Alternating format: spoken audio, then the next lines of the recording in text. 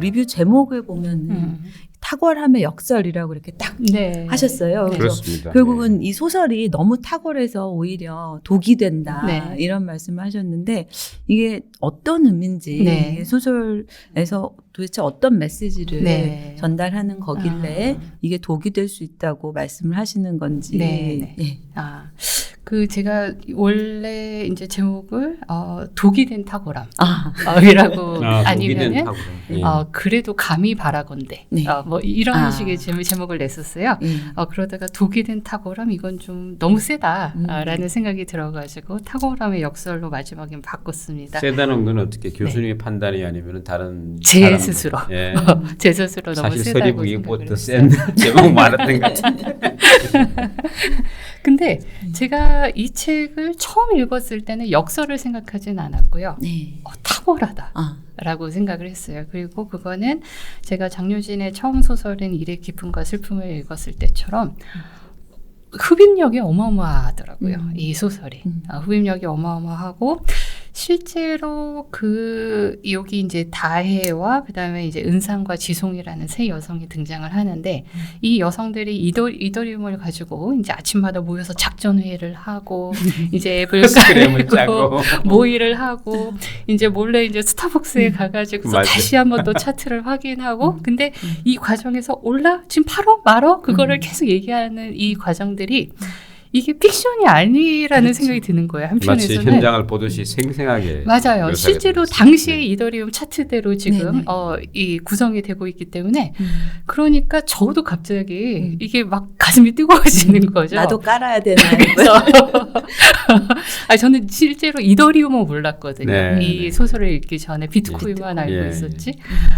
그래서 같이 해서 이제 정말 깔기 일보 직전까지 가는 거예요.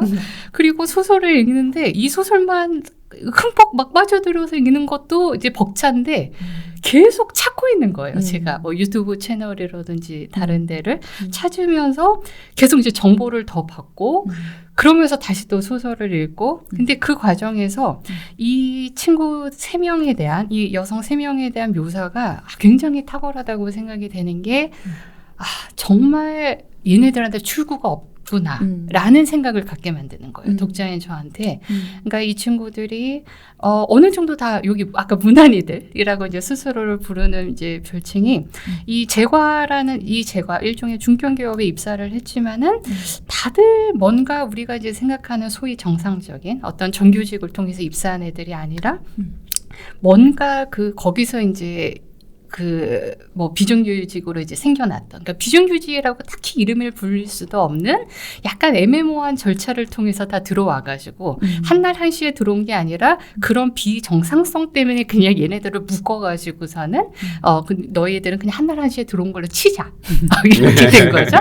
그래서 이제 그러면서 또 이게 서로 이제 말을 조금씩 확인하다 보니까 우리가 코드가 통하는구나. 우리는 별로 자랑할 만한 부모가 있는 것도 아니고, 내가 뭐 자랑할 만한 동네에서 태어나고 자란 것도 아니고, 그러니까 우리가 회사에서도 서로 얘기를 하다 보면은 조금만 얘기를 해도, 그러니까 남은 그냥 기분 좋게 하와유식으로 얘기를 하고, 그냥 날씨 얘기를 하고 그런 건데, 받아들이는 사람은, 이미 제 언어 속에서 얘가 어떤 애인가, 어디서 태어났고, 좀 어떤 가정 배경에서 자라나고, 이거를 굉장히 예민하게 감지를 하는 거예요. 근데 그런 걸 통해서 이 다혜와 은상과 지송은 우리가 이들하고 섞이지 못하는구나. 같은 회사에 있지만 그러면서 이제 자기들끼리 훨씬 더 돈독한 관계를 맺고 근데 그래서 다혜가 스스로 이제 자기 집과 자기의 일상을 묘사하는 게 너무 극적이에요. 그러니까는 이제 팀장이한테 열 받아가지고서는 이제 돌아와가지고 막 샤워를 하는데 그 작은 원룸에 턱 하나. 그렇죠. 그냥 정말 화장실과 그다음에 이 거실 사이에 턱이 있어야지 지금 물이 안 지고 그렇죠. 나오는데 이제 좀 뭔가 스트레스를 해소한다고 열심히 막 샤워를 하고 있는데 갑자기 턱이 없지. 내 방에 턱이 없지. 근데 이미 그 거품이 막 뒤섞인 물은 내 침대 언저리까지 흘러가고 있고 그러니까 자기의 굉장히 초라한 모습. 뭔가 끊임없이 이 삶이라는 것이 내일 그리고 모레 내년 더 나아질 거라는 전망을 갖게 하지 않고 끊임없이 갉아먹히고 있다. 계속 부식되고 있다라는 생각이 너무 강한 그 과정에서 이 제2곡선을 네. 은상이 보여준 거죠. 네. 그래서 이 묘사 자체가 굉장히 생생하고 탁월하면서 또 이제 이들이 이더리움에 결국 진입을 하고 나서 이제 좀 그걸 누리는 과정. 그렇죠. 이것도 너무 드라마틱하게 표현이 되는 거예요. 그래서 그거를 제가 이제 그 서평에다가도 이제 인용을 했는데 예를 들면은 제주에 여행을 해가지고 제주 여행하죠. 오감을 자극합니다. 이제 네. 이들의 제주 여행이 예를 들면은 그 은상의 고급 트렁크가 스르륵 소리를 내고 피겨 스케이팅 선수가 빙판에 들어설 때처럼 부드럽고 아주 우아하게 미끄러지고 웰컴 샴페인이 코르크마개를 따는 경쾌한 소리를 내고 와인이 꿀꿀꿀 넘어가는 소리를 내고 탄산이 공기를 만나서 내는 파도 소리가 들리고 수영장의 물은 차지도 뭔가 막 뜨겁지도 않고 적절하고 방커트는 자동적으로 열리면서 너무나도 아름다운 풍경이 펼쳐지고 그래서 내가 아침 햇살에 눈을 떴다라는 말을 다해는 살면서 한 번도 실감해 본 적이 없었거든요. 반지하방 예, 이런 예. 대사니까. 그거를 내가 처음으로 실감을 하게 되는. 그래서 제가 그러면서 이거를 보고서 이렇게 썼습니다. 서평에다가 이 행복에 누가 감히 흠집을 낼 수가 있을까? 그렇죠. 예, 그래서 아무리 노력해도 늘 전보다는 조금 나았고 또 동시에 조금 별로인 상태에 마모되면서 대체 무엇을 내가 더 감히 바랄 수 있을까라고 자문을 했던 청년이 이더리움하고 접속한 뒤에 처음 맛봤던 도약의 감각, 어떤 해방의 감각에 누가 감히 토를 달 수 있을까?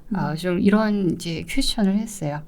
그러니까 탁월함이 계속 결국 역설적이라고 했던 거는 이 필체가 너무 생생하고 구성이 너무 정교해서 이 소설 쪽의 여성들이 한편에서는 좀 극단적인 피해자의 형상으로밖에 드러날 수가 없는 그러면서 이제 자기의 어떤 진창뿐만 아니라 타인의 고통을 그래도 좀 한번 돌아볼 수 있는 그거를 감히 요청할 수가 없는 거예요. 정당화를 예. 시켜주는 예, 이런, 그렇죠.